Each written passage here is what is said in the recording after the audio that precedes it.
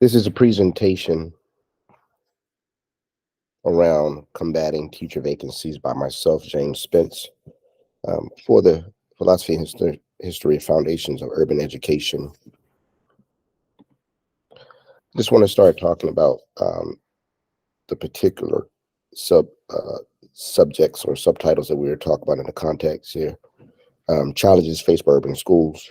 We'll take a look at factors contributing to teacher vacancies, consequences of vacancies, the aspect of being a unicorn, which is education and color, educators of color, and specifically drive down to male educators of color. And then we'll take a look at what strategies to improve the number of teacher vacancies in urban districts.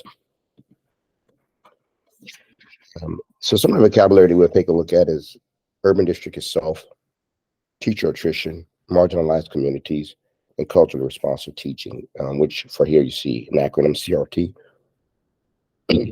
Any territory outside a principal city inside an urbanized area with a population of 250,000 or more is an urban school district. Teacher attrition refers to leaving teaching altogether. Marginalized communities is exemplified by communities excluded from mainstream social, economic, and educational or cultural resources. Unequal power relationships are also attributed to marginalized communities between social groups. CRT, cultural responsive teaching, is a pedagogy that uses students' culture as tools for better classroom instruction.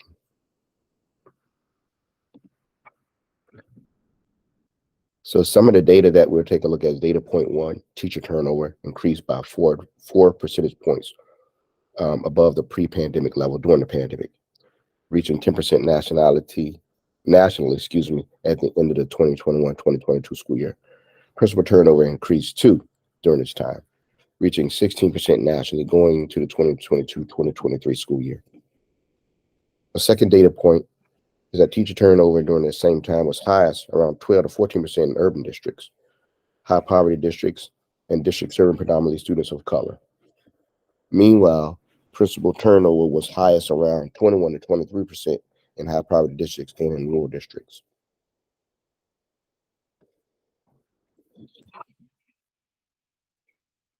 Data point 3 is that district leaders generally perceive staffing shortage to be less acute in 2022-2023 than they were in 2021-2022. However, in fall 2022, staffing shortages continued to be most acute for substitute teachers, special education teachers, and bus drivers. High poverty districts in particular had considerable shortages in several teaching categories. And just as a note, this is still trending data, even when we're here in 2023-2024 school year. Most people who are looking at this presentation would also admit that in our urban districts or even rural districts, that we're still having concerns trying to fill substitute teachers, special education, and bus drivers. Excuse me. Data point 4, 90% of districts experienced one or more policy changes during this time to boost teacher ranks in response to teacher shortages. Chief among these changes were increased pay and or benefits and expansion of a grow your own teacher preparation program.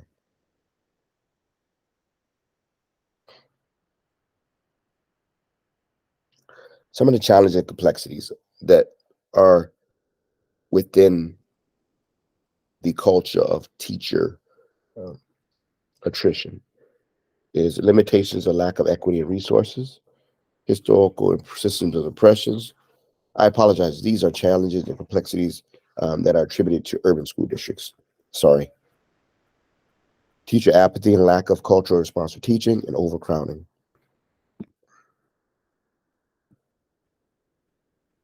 Now we're getting to the factor contributing to teacher vacancies. Low salaries, lack of professional development, challenging working conditions, and high turnover rates.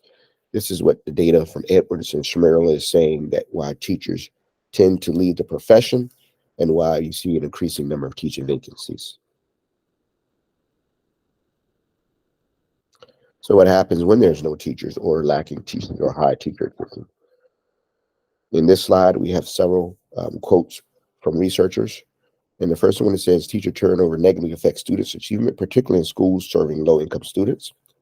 The second is that lack of qualified teachers in a marginalized community perpetuates education inequities. And the third is staffing constraints may hinder the provision of a well-rounded curriculum. So we now shift to the unicorns. Attached to the conversation of teacher vacancy and teacher attrition is an already underrepresented group of people in the education field, which are Black educators of color, excuse me, and to drill down even further, male educators of color. As you see on the screen, there is a percentage that 1.3% of all educators in the United States are Black male teachers. This may be particularly high, but this is one data measure that was pulled from usafacts.org. And the quote from researcher D in 2005 publication says, students of color who have at least one same race teacher or more are more likely to graduate high school and consider pursuing higher education. Additionally, male educators of color can serve as strong role models, providing inspiration and guidance to students who may face unique challenges due to their racial or ethnic identities. This is especially important research as we note that there is a concentration of minoritized and students of color in urban districts. And what this is saying is that they may benefit from seeing more educators who are representative of their own self and communities. Some of the initiatives that you will see happening across the nation in order to continue to work on both student teacher retainment and also recruitment and retainment and training of teachers of color, and specifically male teachers of color, is these several groups that you will see on the slide. So I've chosen to highlight three groups: Real Men Teach, the Center for Black Educational Development out of Philadelphia, and the Center for Research and Mentoring of Black Male Students and Teachers, which is coming out of Bowie State University. These three entities are working very strategically within their regions and nationally in order to increase teachers of color in the field of education. So what do we do? What's the plan to improve teacher retention? As you'll see on the slide, one action strategy is competitive salaries and benefits.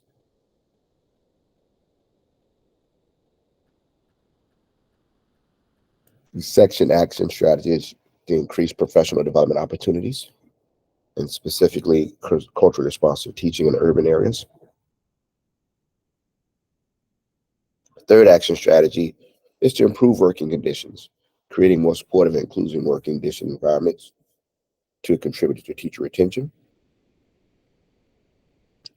And four, fostering a positive school culture. Developing a positive school culture that values and supports teachers is considered to be really essential. Thank you for your attention to this presentation.